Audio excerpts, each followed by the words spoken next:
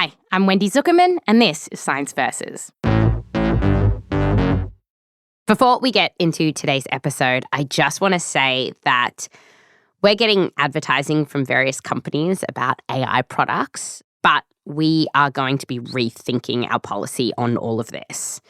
For those who have been writing to us, we are reading your comments. We totally hear you. We have to take a lot into account to try to keep this show going, and there are some balances we need to strike, but sometimes we make the wrong call. So I just wanted to say thank you for getting in touch, and now on with the show. Recently, the Trump administration has been rolling back protections that are designed to keep the air clean in the US. And he's been making it easier for certain industries to pump potentially dangerous chemicals into the air. They want to make pollution great again. So in case you don't know, the EPA just announced that they're doing massive deregulation. It means pollutants from cars, trucks and power plants will no longer be regulated at the federal level. We canceled the EPA's totally absurd tailpipe emission standards, which was a disaster. Trump says that he's doing this to save money for the automotive and fossil fuel industry and to make cars cheaper for consumers. And since he's said that climate change is a scam, he's obviously not worrying about that, unlike us. But the thing is, even away from climate change, these changes that he's making, it made us at Science Versus want to go back to an episode that we published several years ago. It's one that I find myself thinking about a lot these days. And I won't say too much more about it. I've probably said too much already, except that this story unfolds as a medical mystery. So let's just jump in. To tell us about it is Rosamund Adoo-Kissi-Debrah. She's a former teacher in London. One second. This is my daughter. Let's see what she is. Hi, Babs. Can you get what? Chocolate cereal. Yeah, okay. Oh, thanks. Bye, love you. I love you too. Bye. Rosamund is a single mum, and just as we got on the call, one of her twins phoned. It was about her birthday. What does she want? For one day in the year, I allow them to have chocolate cereal. Oh, she wanted chocolate cereal. Of course, she makes me sound like such a strict mum. Oh, Lord. She did say I love you at the end. So see, I'm doing good. But our story today isn't about the twins or chocolate cereal.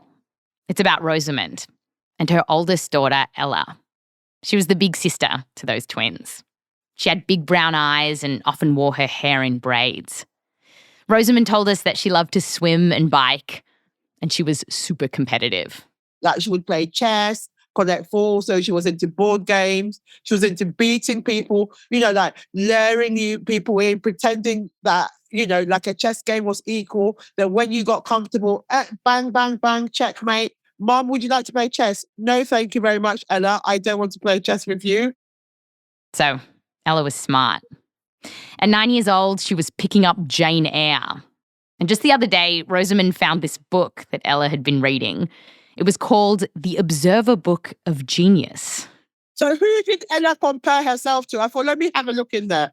Plato, she would. Pythagoras. So she had a great sense of humour.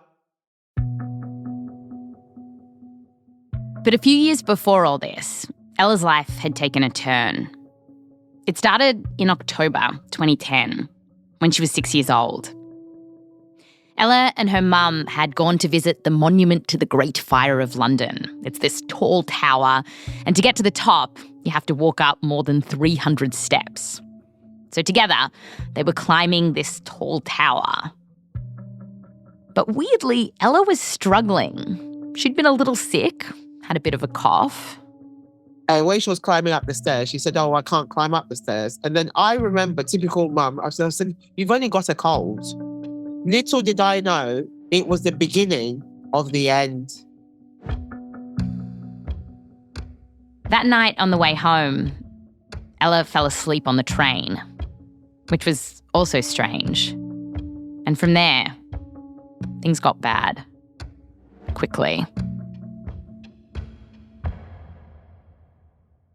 That little cough that Ella had turned into these terrible coughing fits that seemed to come out of nowhere.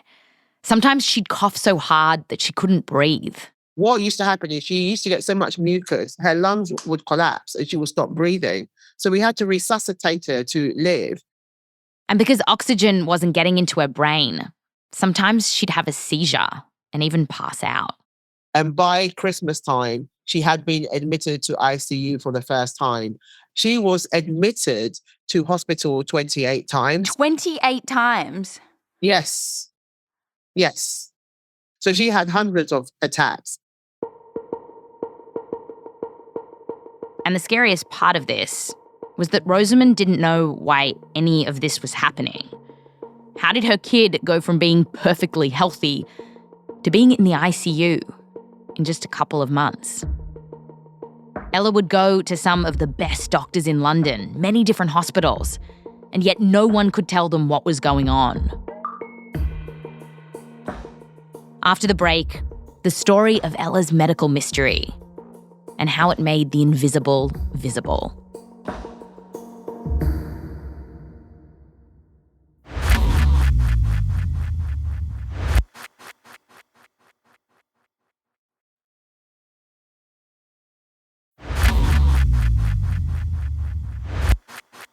Welcome back. Where we left off, Ella, who had been this really healthy little kid, was now in and out of hospital, and her mum was desperate to figure out what was making her sick. What did doctors tell you, when you were going into hospital? We didn't know. We were testing her for loads of things. Epilepsy, cystic fibrosis, loads of things we were testing her for. Doctors were confused because her symptoms were kind of all over the place. Like Ella's lungs were producing way too much mucus, which made it harder and harder for her to breathe. And that kind of thing can happen in people with cystic fibrosis. So they tested her for that, but it came back negative. Doctors also tested her for epilepsy because of the seizures, but that didn't pan out either. After tons of blood tests, EEGs, and doctor's appointments, Ella finally got a diagnosis. They told her she had asthma, but that was weird too. Because she didn't present herself like a normal asthmatic. Like one of the best medications that we use for asthma, steroids. It didn't work for Ella. And then there was her cough. There was just something weird about it. Well, you know what? I would recognize Ella's cough anywhere. If you gave me 1,000 coughs, I could still pick out her cough. The medical name for a cough like Ella's, where you cough until you pass out, is called cough syncope. And one day, while Ella was getting one of her many tests, Rosamund started Googling it. I was looking it up in hospital, and the research, because I'm a bit obsessed with research in my job as a teacher, the research at the time when it came to coughing syncope showed me there were mainly men in their 50s and they'd been long-distance lorry drivers. And I remember looking at the time going, they are men in their 50s, she's 9, I've never smoked, don't get the connection. And I remember showing it to the doctor and didn't get the connection. It wasn't a thing that a child got, so it didn't make sense she had it. Yeah, most of the people with cough syncope are middle-aged men who have been smoking for years. It rarely happens to kids. One of Ella's doctors said that her case was so odd that they wanted to write about it in a medical journal, which Ella was actually kind of excited about. And Ella would go on to be written up in many medical journals, making international news and helping perhaps thousands of people breathe easier. But in the middle of all this, Rosamund and Ella didn't know any of that. And then there was this one final but really important mystery here. If this truly was asthma, then what was triggering it? For most asthmatics, you get an attack because it's triggered by something. Cigarette smoke, mold, cleaning products. That stuff gets in your lungs and causes this huge inflammatory reaction, and then your airways constrict. But doctors tested Ella for all kinds of stuff, and none of those triggers made sense. And the thing is, Ella didn't always have attacks. They'd come in clusters, but when she was feeling okay, Rosamund would try hard to keep things normal. Ella loved listening to music, so they'd put on her favourite songs and dance around to them. Rosamund remembers this one song that she loved by Justin Timberlake and Jay-Z. It had just come out. This was early 2013. It's called Suit and Tie. Oh, my suit and tie. See, I can see her dancing. And else used to like jump on the sofas. You know how Justin used to jump. I'm like, Mama, don't break your neck. Seriously, Mama, don't break. We have enough problems, I used to say to her. Soon after, Ella had another asthma attack. Rosamund said that it started out just like a normal night. Ella was listening to music, Skyfall by Adele. She was kind of obsessed with that song. And I remember that night, she was in the playroom on the computer playing Skyfall again and again. And I remember, because it was Valentine's Day and I'd gone and bought food I was cooking, I was like, look, you need to go and have a shower and be ready to come and eat, because we needed to eat by a certain time. You know, we had school the following day. And I remember, so my kids will say to you, oh, Mum shouted at her the night before I was like, look, I know what happened wasn't meant to happen, but we need to eat. And I've cooked. And there she is on there. And I remember being so upset when Adele won the Oscar that Ella wasn't alive to see it.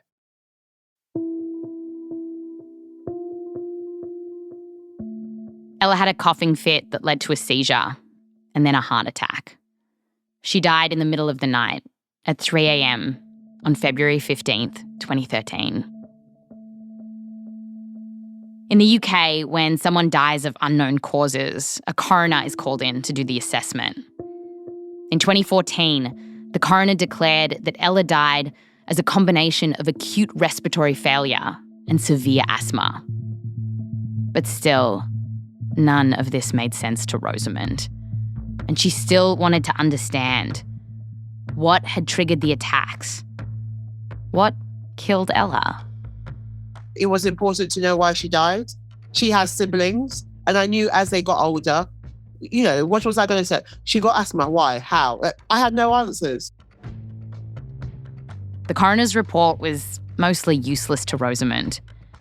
Except there was this one thing. A clue. Her trigger was to do with something in the air. It didn't specifically state what it was. And that gave me some hope. But I thought, oh, at least this is a bit further than we've got before. To push it even further, she started doing a bunch of media interviews. To say, look, this is what's happened to my daughter. If anyone's got any ideas out there, if they can help me get to the bottom of this mysterious thing, can they let me know? And that is how the ball began to roll. People got in touch from all over the country, throwing out all kinds of ideas for what might have happened to her. And this eventually led her to Stephen Holgate, a professor at the University of Southampton who specialises in asthma and allergies. One day in 2016, he was on the train, heading home from London. On the long journey back, he picked up the Standard and he was reading it. I happened to pick up the Evening Standard and I saw Rosamund Kissi-Debrah. I mean, it was just a dreadfully sad story. Stephen had spent his entire career researching asthma, getting to know the lungs inside and out. And here was his life's work sitting in front of him, in the form of a medical mystery. Yeah, I mean, I'm a doctor, you know, and there was clearly an opportunity to try and unravel what had happened. And I know Rosamund couldn't do that. None of the doctors in all these hospitals could do it either. But because I had spent, you know, my life researching asthma, you know, I knew a lot about the disease. He got in touch with Rosamund and said, would you mind if I look through your daughter's medical records? And she was like, yes, go for it.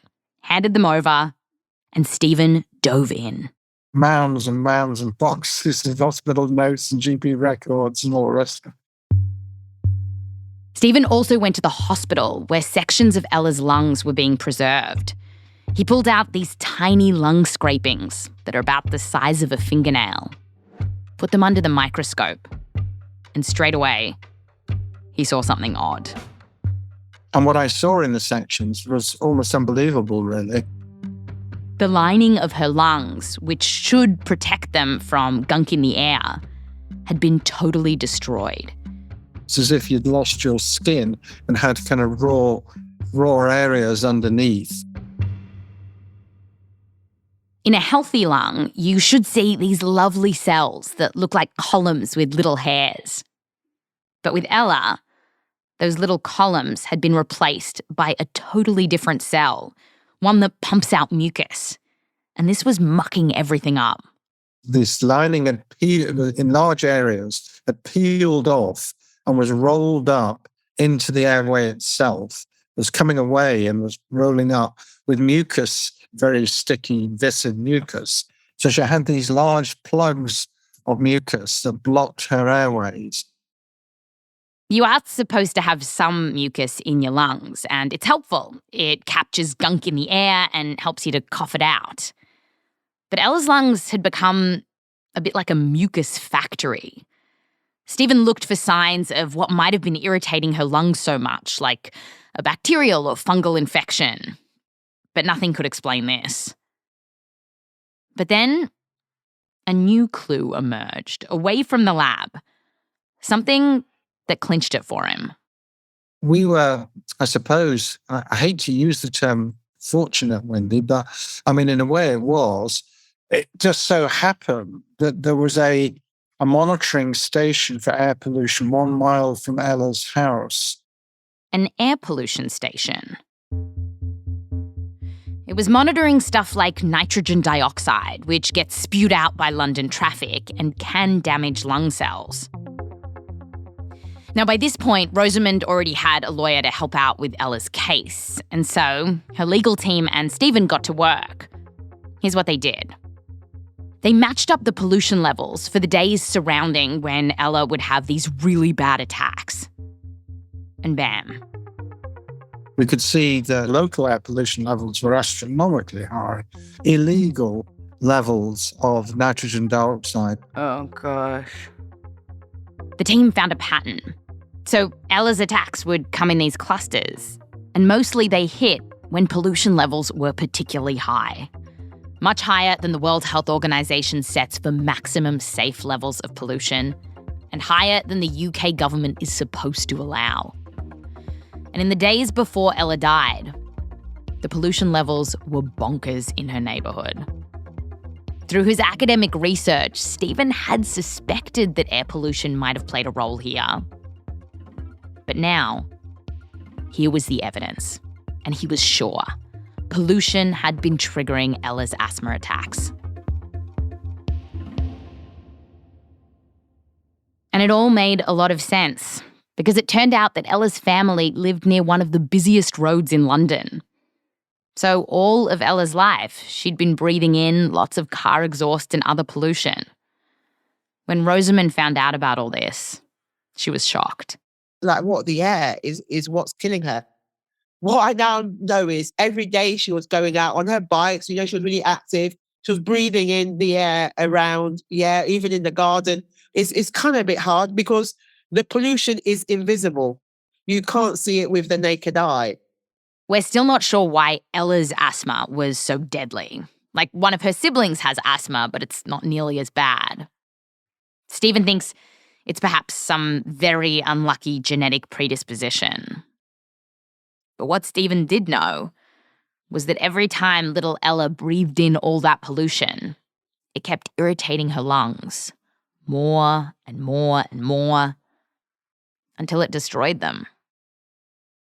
Rosamund started researching about pollution, and she realised that in the UK and the US, pollution levels tend to be higher in black and brown communities. And that's partly because the government and industry have gotten away with building things like highways through black and brown neighbourhoods. And the thing is, the neighbourhood where Rosamund lives, it has a pretty large black population. Rosamund herself is black. If we didn't live, I think that's what blows my mind. If we probably didn't live in this house near this road, then maybe my daughter will still be alive. So it is as simple as that. i.e. if we live somewhere else, then this might not have happened. Now, if I think that, then I'll be sad all the time. So I try not to drive myself crazy. And once Rosamund knew that air pollution had played this big role in killing her daughter, her next question was, why didn't any of Ella's doctors know about this? Like, why didn't they even suggest that air pollution could have been triggering her asthma? There'd been heaps of studies, even at the time, showing that air pollution could make asthma worse. But despite that, it just wasn't on the radar of some of the best doctors in London. How is that possible? That answer is coming up just after the break.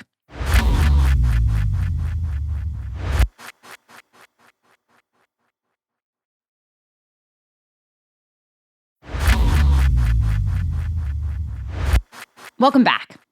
We just heard that pollution was a major trigger for Ella's asthma.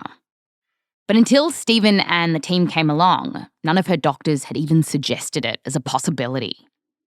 So why is that? Well, some researchers told us that it could be because these days you often can't see the pollution around us.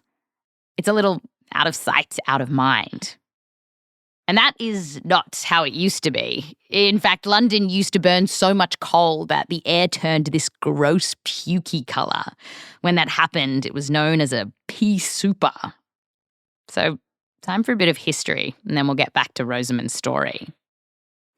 One of the worst events where smog took over London was known, appropriately, as the Great Smog of London. If you're a fan of The Crown, you know what I'm talking about. It happened in December 1952. Here's a BBC doco about it. This was smog on the grand scale. There'd never been anything like it before. The sky and the light were blotted out, and London coughed and crawled almost to a standstill in murky yellow gloom. The smog stuck around for 5 days and ended up killing thousands of people. And while people coughed and choked, the smog got thicker and darker. And nobody could do anything about it. But they could do something about it. And they did. Events like this kicked governments in the butt to get rid of the smog.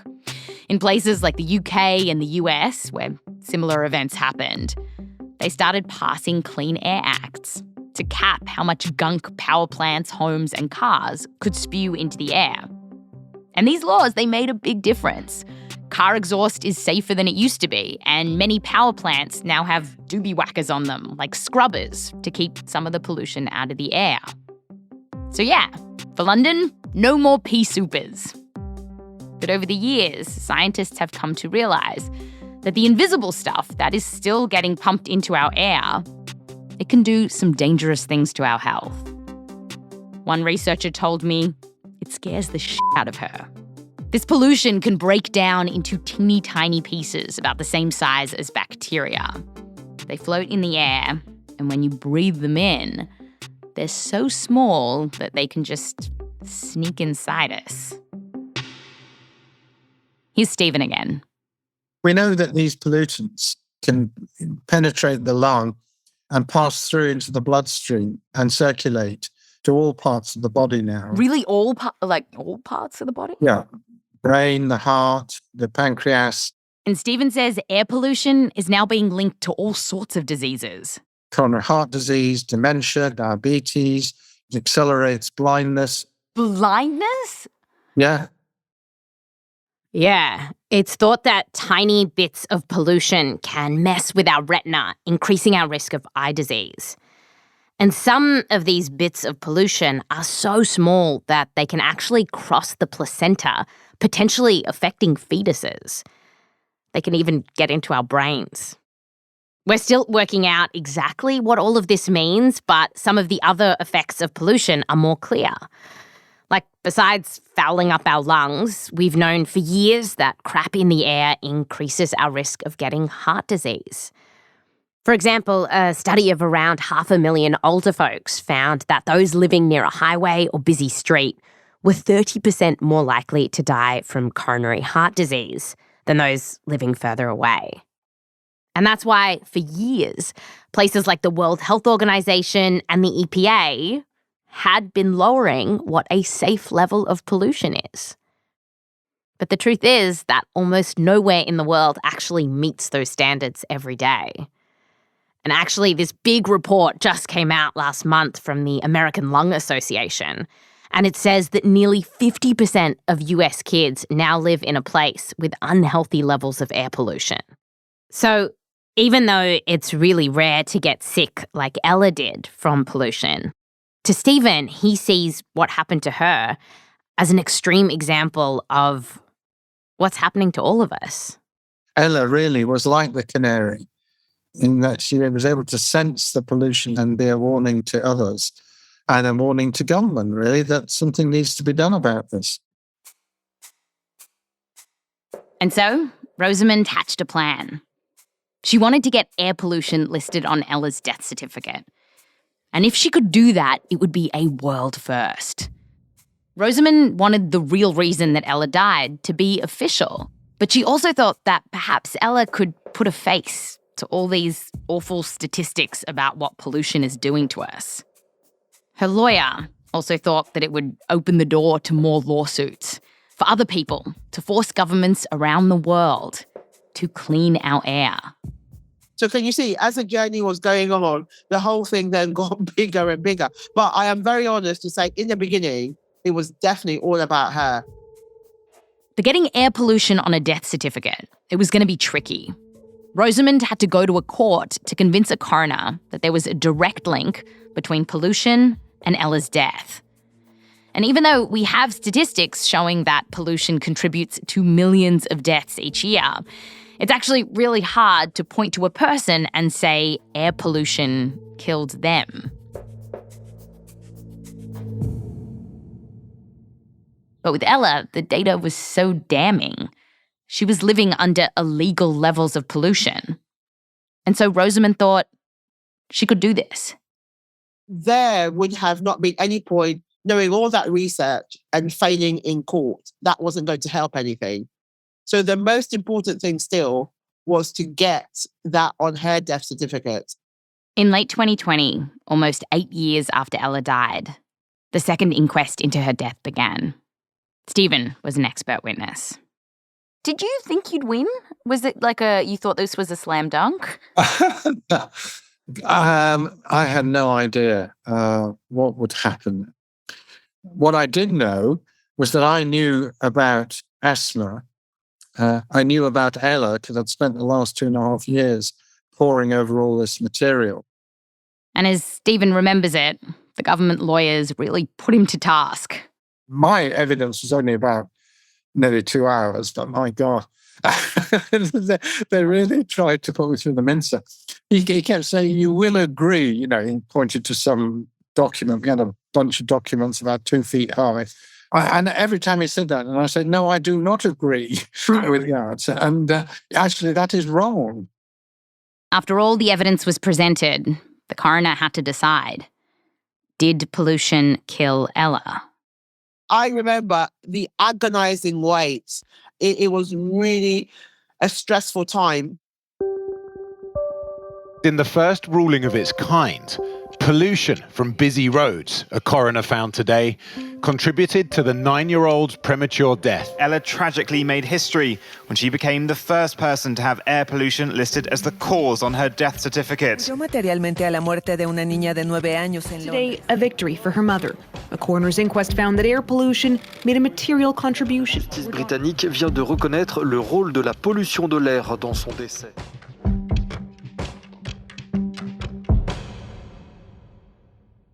Oh my goodness me. Apparently her story was written up 2,500 times around the world. Wow. India, Australia, everywhere. It was enormous because it had never been done before.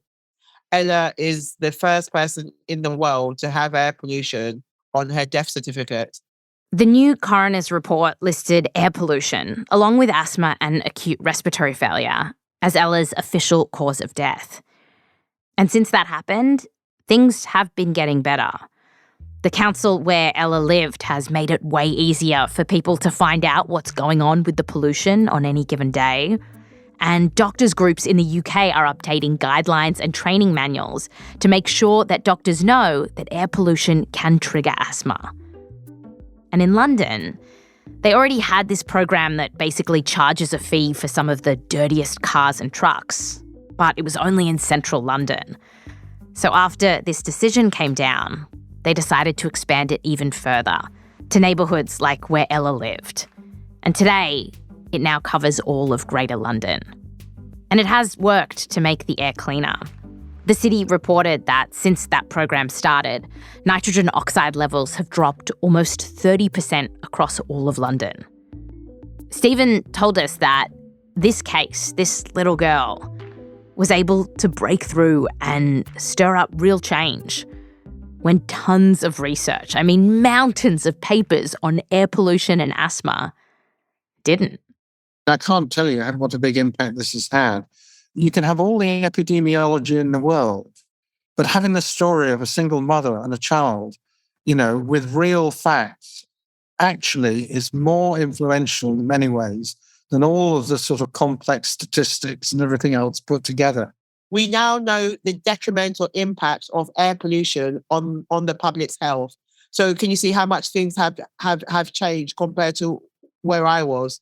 And for all of this work, in 2021 at the United Nations big conference on climate change, the World Health Organization dedicated a special report to Ella.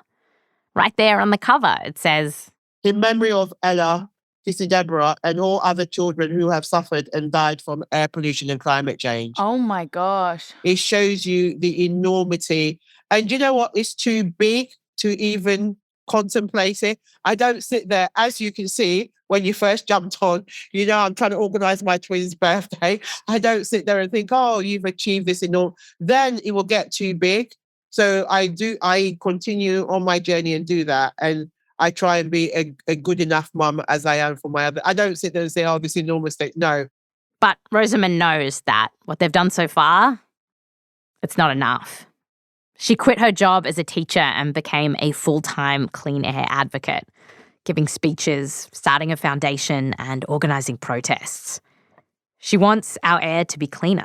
She wants us to do the stuff we've been talking about since Captain Planet came out.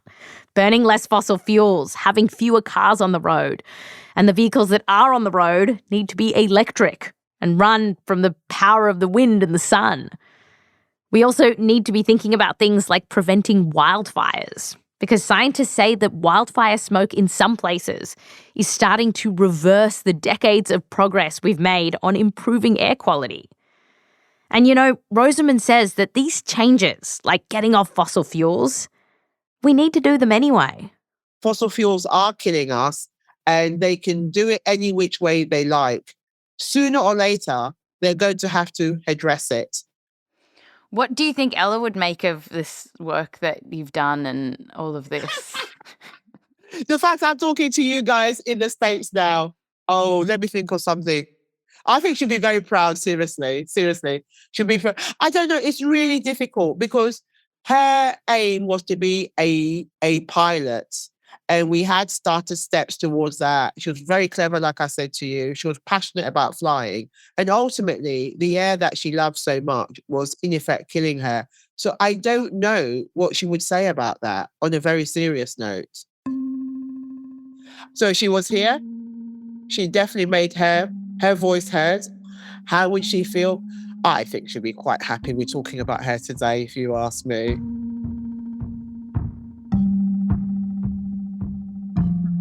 We spoke to Rosamund in 2022, and since then, she's continued to fight for accountability after Ella's death. Rosamund sued 3 UK government departments in 2024 and later received a settlement from them. They wrote in a statement to her, quote, "Young children like Ella should not have to suffer because of our air." Meanwhile, Rosamund and her team have worked towards creating a bill that they call Ella's Law, or the Clean Air Human Rights Bill, requiring the UK to meet clean air targets by 2030 and legally enshrine clean air as a human right. The bill was published just a couple of months ago and it's making its way through Parliament. But over in the US, as we mentioned at the start of the show, things are moving in the opposite direction. And experts say that those rollbacks, which make it easier for industry to pollute, it's expected that they will make the air dirtier. And that could affect the health of millions of people in the US. That's Science Versus. Hello. Hey, Ekedi, producer at Science Versus. Hi, Wendy, host of Science Versus. How many citations in this week's episode? There are, drumroll, 128 citations. It's a big one. And if people want to see these citations, where should they go? They can click on the link in our show notes. And through researching this episode, have you changed anything about how you're living your life? Yeah, I will say at first I was like pretty freaked out. I remember there's this one time that I saw like this giant, like nasty, like 12-wheeler truck come down. And I was literally looking for roads to run away to. Oh my God, I'm doing the exact same thing. I'm doing the same thing. It's so bad, but it really doesn't have to be like that. I think the biggest thing that I've changed is I've started actually really paying attention to the air quality on my phone, on the weather app. Oh, tell me more about this. It's like a scale between 0 and 500. And typically air quality is pretty good if it's at 50 or below. And so if it's above that, nowadays, I probably won't go on like a run. I'll wait until the air quality is better. I don't know. I just like to be cautious and I like to know what's going on and it makes me feel better. Thank you so much. Thank you.